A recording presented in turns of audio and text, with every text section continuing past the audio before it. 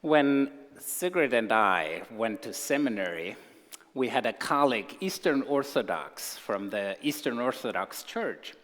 And because they follow a different calendar, often their Easter did not coincide with our Easter. So when it was time, one of those years, he invited us all to his congregation to the Easter vigil.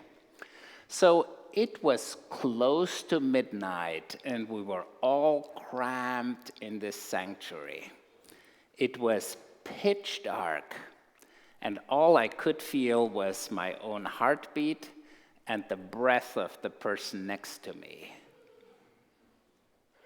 It was like being in a tomb or being in a womb, and the transformation from the tomb to the womb happened when the Paschal candle was lit right in the front of the sanctuary. And then slowly sharing the light, one person to the next person, it all turned the whole sanctuary in a sea of light.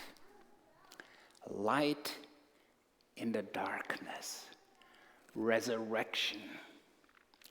And then everyone took that candle, and we walked outside and took it to the grave.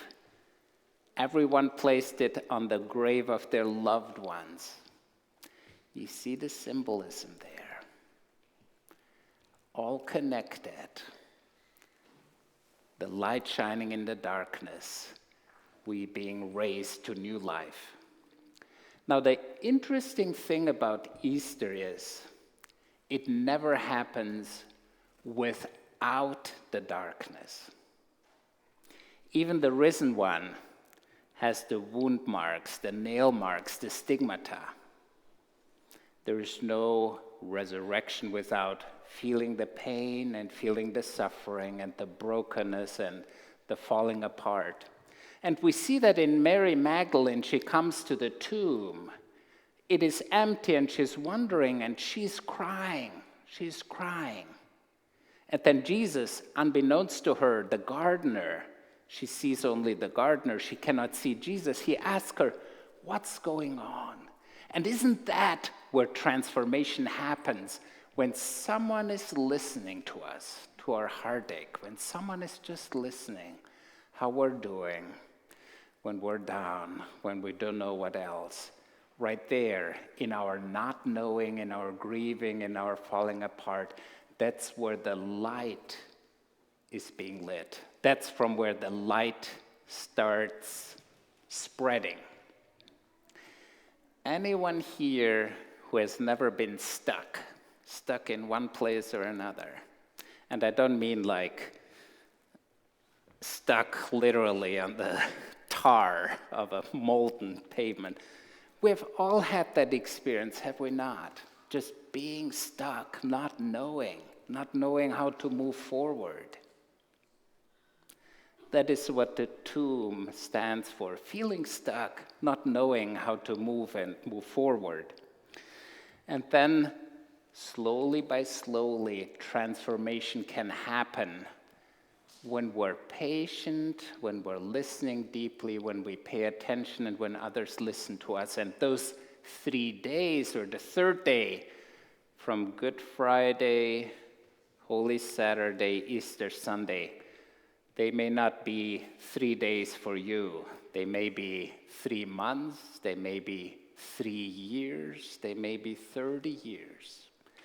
And some of the wounds, some of the marks will never disappear. But transformation can happen, and you see it around us. We had this tree in our backyard, small little tree. Before we even moved there, it was there.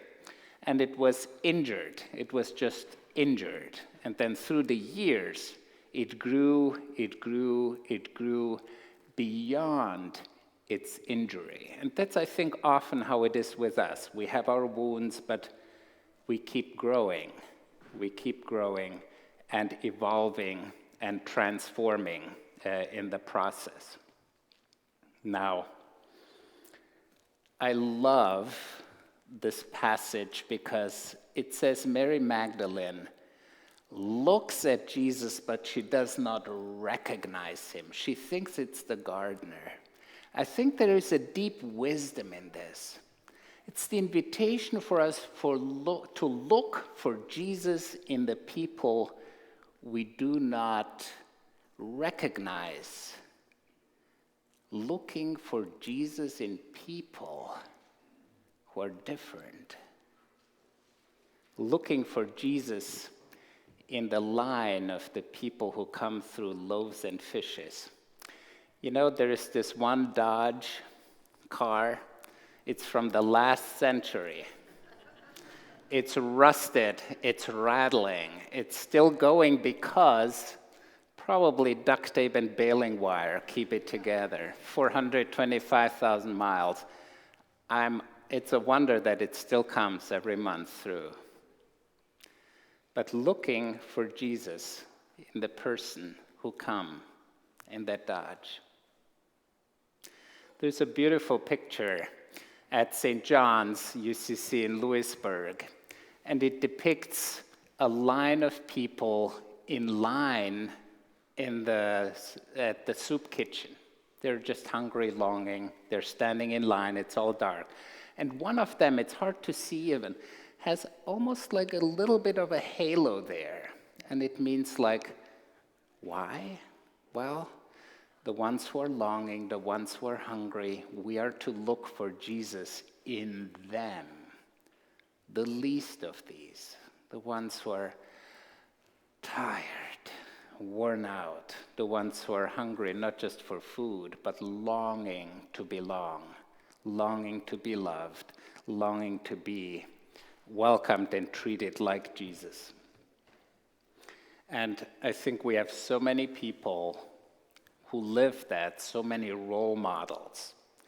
You all know Mother Teresa. What did she do? Why did she care for the least of these? Well, because she saw Jesus in them. She saw Jesus longing to be cared for in them.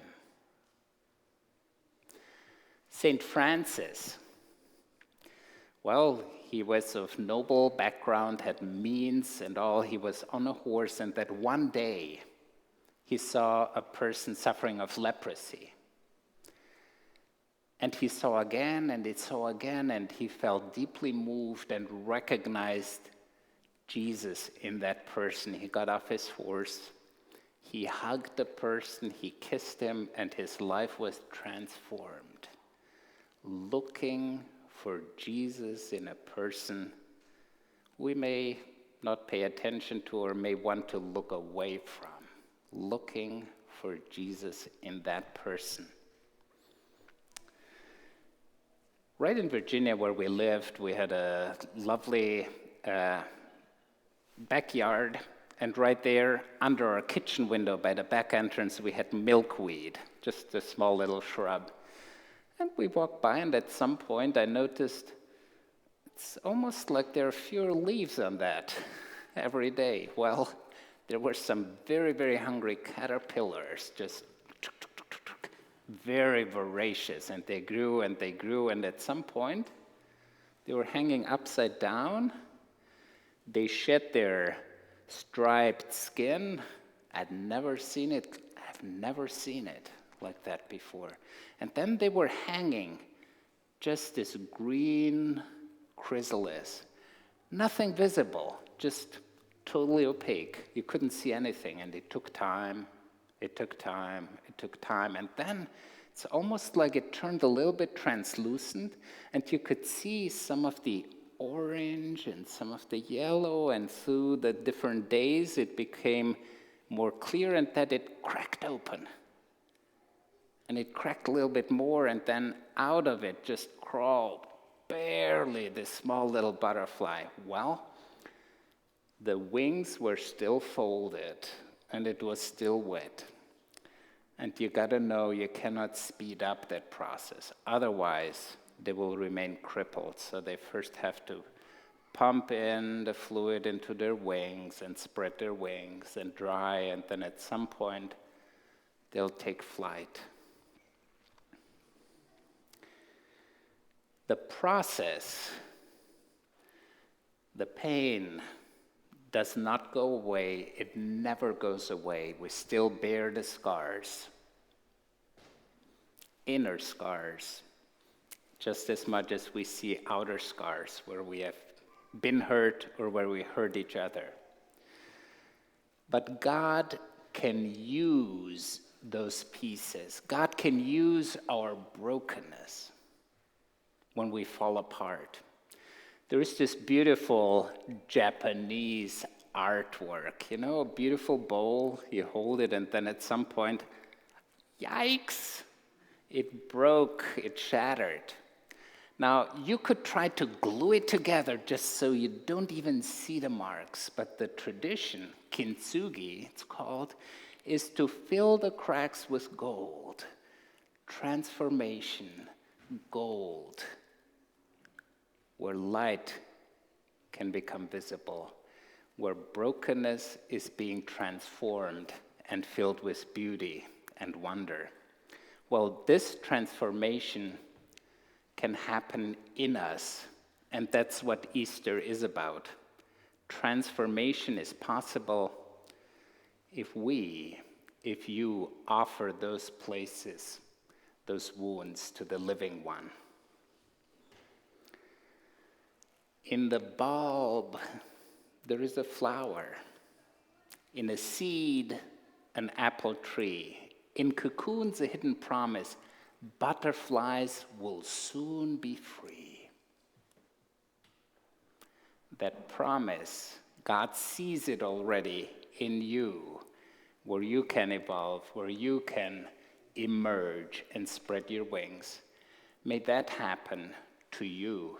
May this Easter be the promise that God can work toward that in you.